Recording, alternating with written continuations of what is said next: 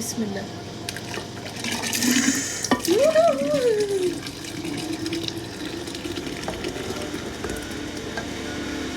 لا هو النهارده في حاجه غلط، في حاجه غلط بجد. بذمتك لما تشربي كوبايه من القمر دي ساعه الفطار هتحتاجي حاجه تاني؟ مش هتحتاجي تاكلي اصلا، انت خلاص اخدتي كل الفوائد في الكوبايه دي. شايفين؟ شايفين الدم؟ شايفين الدم؟ شايفين اللي هتجري الدوره الدمويه؟ يلا تعالوا نشوف الفيديو مع بعض. بس ما ننساش نحط لايك يا جماعه، ما ننساش نحط لايك يا جماعه علشان الفيديو يقترح لناس تانية. ويلا تعالوا نشوف الفيديو. بجد هتدعيلي على العصير ده. في حلة على النار هننزل بالتمر الهندي بتاعنا، وهو قطعة كده، وطبعا في البذر بتاعه هنديله سلقة كده علشان ان هو يفك معانا، علشان لما نضربه في الخلاط ما يفك معانا بسرعة وما يبقاش فيه تكتلات.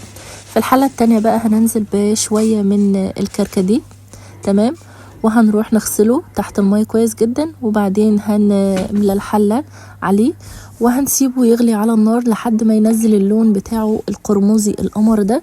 وبرده التمر الهندي فك معانا اهو. تعالوا يلا علشان نضربه في الخلاط. معانا هنا التمر الهندي هننزل بيه كده بعد ما سلقناه، هنديله ضربة شوية. هنحط عليه ايه بقى؟ هنحط عليه الكركديه بتاعنا.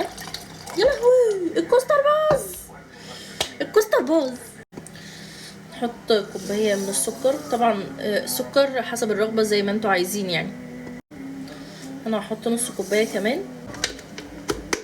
يلا علشان نضربه بقى. تعالوا شوفوا بقى، شوفوا تقيل تقل والله، بجد تقيل تقل. شايفين؟ شوفي القمر. شايفين الحلاوة؟ خطير بجد. جربوه وقولوا لي رأيكم فيه. ويلا باي باي، كل سنة وانتم طيبين.